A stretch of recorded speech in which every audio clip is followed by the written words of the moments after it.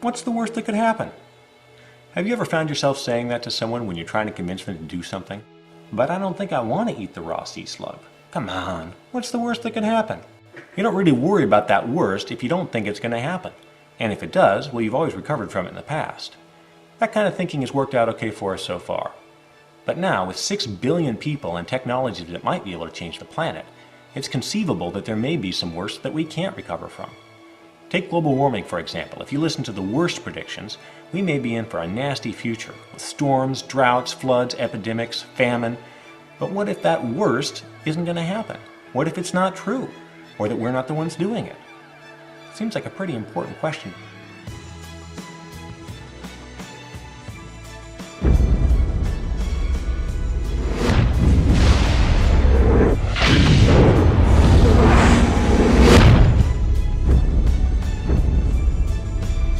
If you look at the 10 hottest years ever measured, they've all occurred in the last 14 years. And the hottest of all was 2005. I am Al Gore. I used to be the next president of the United States of America. For 2.5 million years, the Earth's climate has fluctuated, cycling from ice ages to warmer periods. But in the last century, the planet's temperature has risen unusually fast, about 1.2 to 1.4 degrees Fahrenheit.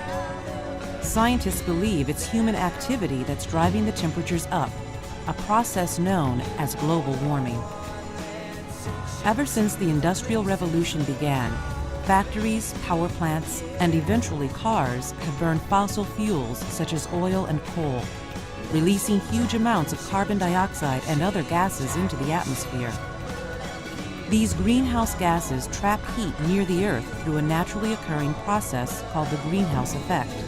We can solve global warming. Each individual state, California, New Jersey, Texas, Are proving that we can solve global warming. We can do it here. We can solve global warming. take action now. Take action now. We're ready. Now the most riveting 2 minutes in television, the latest from the political grapevine. Tuesday we told you about several areas around the planet experiencing record cold and snowpack in the face of all the predictions about global warming. Now there's word that all 4 major global temperature tracking outlets have released data showing that temperatures have dropped significantly over the last year.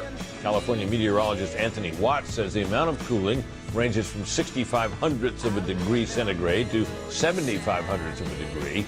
He says that is a value large enough to erase nearly all the global warming recorded over the past 100 years. Watts says it is the single fastest temperature change ever recorded, up or down.